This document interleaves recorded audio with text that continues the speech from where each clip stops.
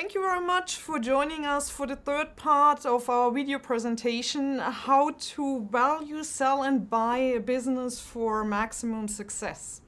My name is Karen Newman and I'm responsible for the buy side of Newman and Associates. So today I want to take the time and talk about the right professional package for qualified buyers. So let's start with the different perceptions we have on both sides. From the buyer's point of view, there are a lot of under-par investments or overstated market positions, false and misrepresented investments. There's little consideration for buyer confidentiality, and also a lot of unmotivated sellers, which are basically just on a fishing expedition and don't really want to sell. Buyers looking at it like, I just spent $10,000 on an acquisition and 3 months of my time and failed. From the seller's point of view, they're concerned that there is a lack of acquisition experience on the buy side. They don't have really sufficient funds, and they might not have the management capacity, so they don't really know how to run a business.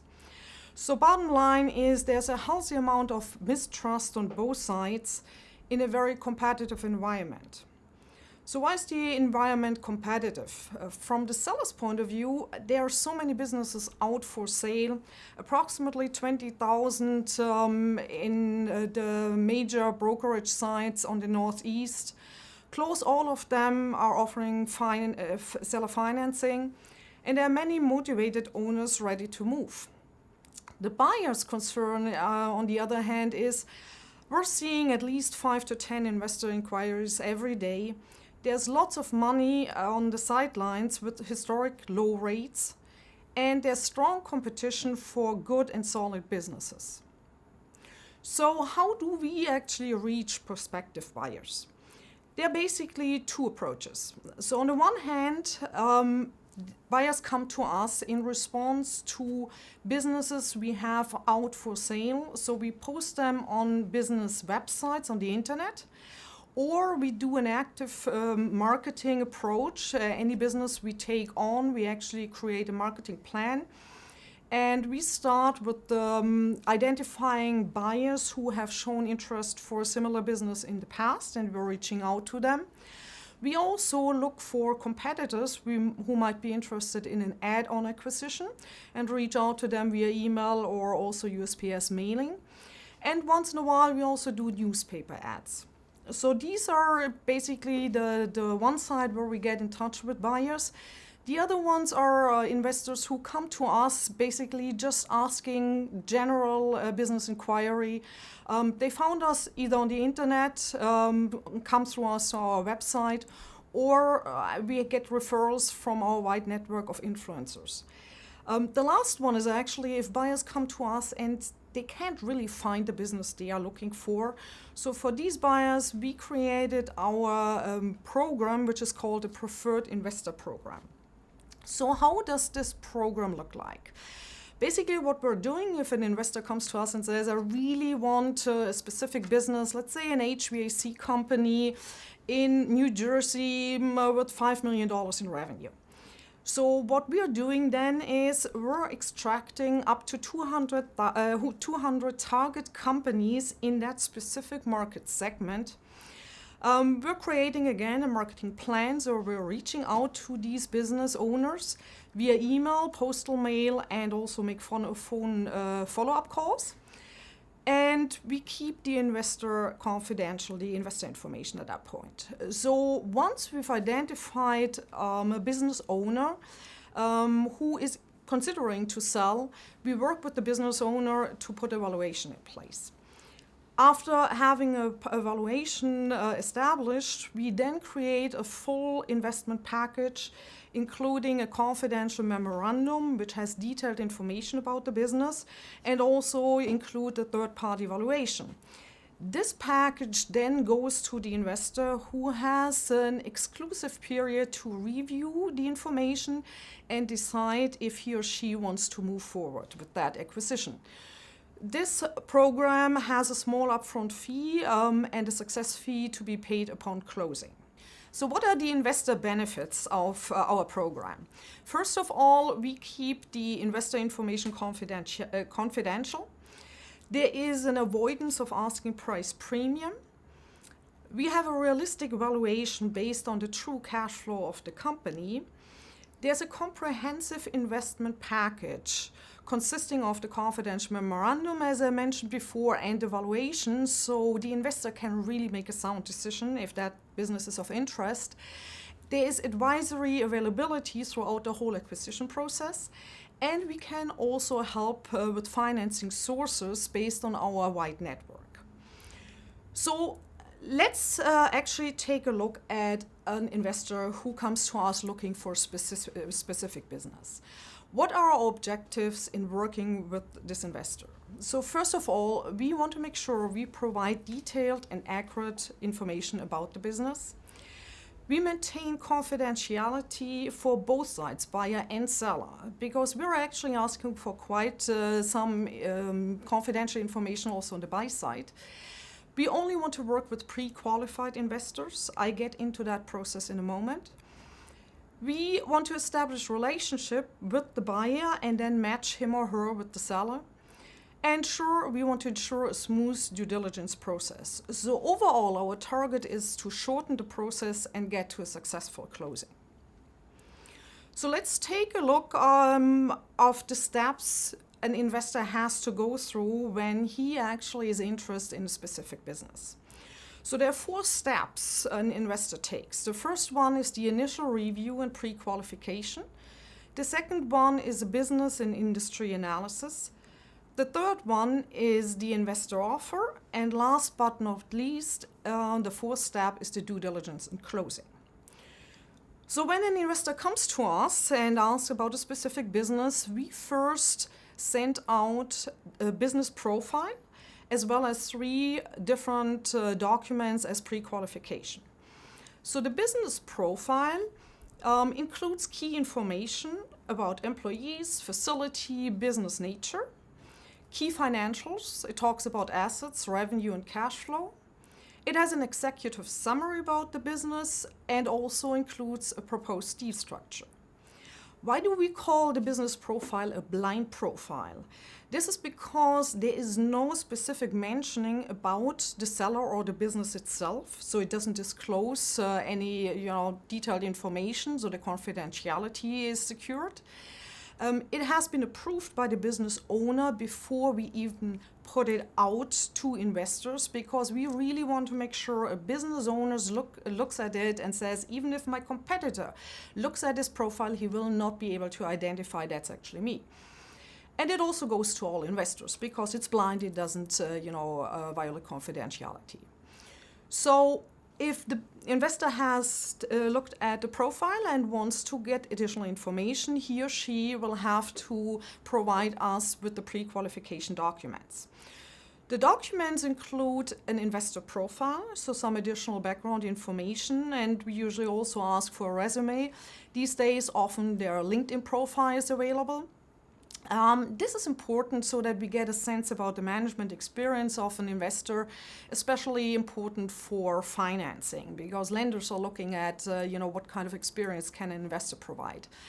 Then we're asking for financial statement or bank statement. We want to make sure there's sufficient collateral as well as cash for the down payment. And last but not least, this investor has to sign a confidentiality agreement to protect the seller. Let me talk to you about the pre-qualification process, which actually didn't quite go the way we expected it to go. So we received an inquiry from Vincent about a spa business we had for sale in the Philly metro area. This was one of these situations where, the investor was rather complicated. He just didn't want to provide financial information. He was reluctant to sign the NDA, felt it was too extensive. And after multiple, going back and forth, we finally got the information from him. But as he was pre-qualified and we wanted to move forward, he actually told us that he wasn't really a buyer. He was a business owner who just wanted to test our process and see if we were really doing what we said we would. And he was so pleased with the result that he became our client and asked us to sell his business. So once an investor has been pre-qualified, the next step is then the business and industry analysis, during which we send out the confidential memorandum and third-party evaluation. The confidential memorandum includes two parts. First, a qualitative description. So it talks about products, services, market, and competitors. It shows or includes information about the management, reporting structure, key employees, and certainly focuses on competitive advantage and growth potential, because that is something investors are very interested to hear about. Then it also has an extensive financial section, financial information, tax return based, as well as true cash flows. So we show all the owner benefits, so the investor really gets a sense about the true cash flow. And then we also have a section talking about the assets at fair market value, which are included in the transaction. And last but not least, as I mentioned before, there's the third-party independent valuation, which basically helps to justify the asking price and support the buyer financing. So once the investor had a chance to review the confidential memorandum, and he or she likes what they see, they will consult during that step with their CPA and attorney for value determination. They will perform a local industry analysis, comparison, and confirm asking price and terms with personal investment. So if after this extensive review they still like what they've seen and they want to move forward with a potential acquisition, they will want to meet with the business owner to visit the operation and discuss the business with the business owner. So how does such a first introductory meeting usually look like? Usually this meeting is going to be either off location or after hours, because we really have to make sure we avoid any employee involvement. As we talked before, confidentiality is a very important part of this whole process. For the business owner, the important part is to know that the investor is pre-qualified, so if everything falls in place, a deal can be completed. The seller needs to focus on selling his or her company during that first introduction, and the advisor is there to coach through the process, making sure the business owner stresses certain points and maybe downplays others. So, making sure the business is shown in the best way possible. And that's why the advisor should really be at every meeting. So once this introduction has been completed and the investor still likes what they see, they're going to come to the next step, which is going to be the investor offer. Why are we always trying to get an offer to purchase compared to a letter of intent in place? There are significant differences between the two of them. The offer to purchase includes definite action items and timelines versus a mostly open-ended letter of intent. The offer to purchase outlines specific deal terms and price. There is cash on the table because usually an offer to purchase comes with an escrow check between 3 and 5% of the asking price. So it basically separates tire kickers from serious buyers. And the important part is also the legal costs are considerably less because an offer to purchase already creates a framework. So the attorneys are only being asked to basically create the definite agreement and don't have to renegotiate the whole deal. So after the offer has been submitted to the seller, the business owner is certainly going to look at it, and most of the time there is going to be a negotiation. And once, both parties are, happy with the deal, the acceptance has been achieved, we're going to come to the last step, which is due diligence and closing. During this step, the investor is going to create a catalog of questions because he or she wants to get to know more about the business, making sure that the information we had provided in the confidential memorandum is really supported by detailed information.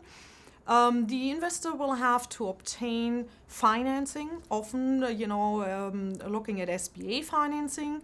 We as a M&A advisor can certainly assist in that process. If applicable, he or she might have to obtain regulatory approvals or license transfers. And once everything has been done successfully and the answers, have been delivered by the seller, he or she will then execute closing for the final transfer of the business. So what are the biggest closing challenges as viewed by the buyers? The biggest challenges are limited documentation, a slow reporting system. You can imagine an investor wants to have immediate access to the P&Ls, so it should always be, at least on a monthly basis, the information should be available. A poor marketing plan by the seller, this can really have an issue with the financing if there is no marketing plan in place. Improper or lack of tax planning on the seller side. A seller should never find out about the tax impact at that late stage. A seller should have been consulted with the CPA before they even sign an engagement agreement. And then another challenge is certainly also that sellers don't understand or accept the true fair market value, and attorneys attempting to renegotiate the deal. So in reverse, what are the keys to a smooth and successful closing? You need to have organized documents, patience on buy and sell side, a consistent business performance. It's very important that a business owner, remembers to run the business as he or she has done before and doesn't lay back expecting to sell the business anyway. And the experience on the M&A side, having an M&A advisor who guides both parties through this whole process. Please remember, a deal is not done until it dies 3 times. Thank you very much, and I appreciate you took the time to listen to that third section. Thank you very much.